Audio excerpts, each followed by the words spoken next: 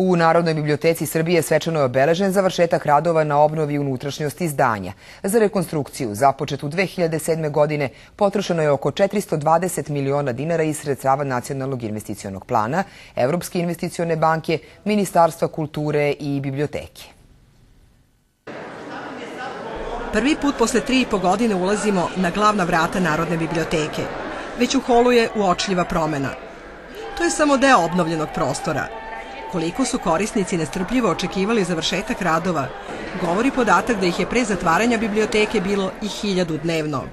Od sada će ovim takozvanim putem znanja ići dodaje za pretraživanje kataloga.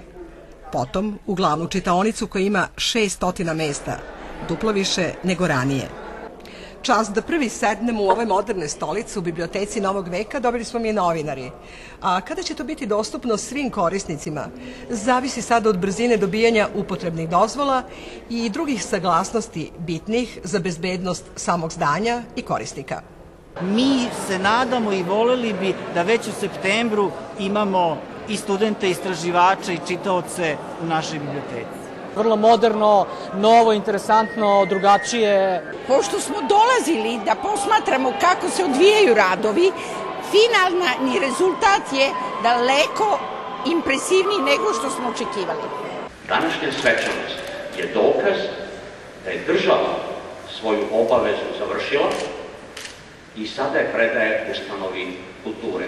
A korisnici čine ustanove kulture živima. Na to čekamo do jeseni.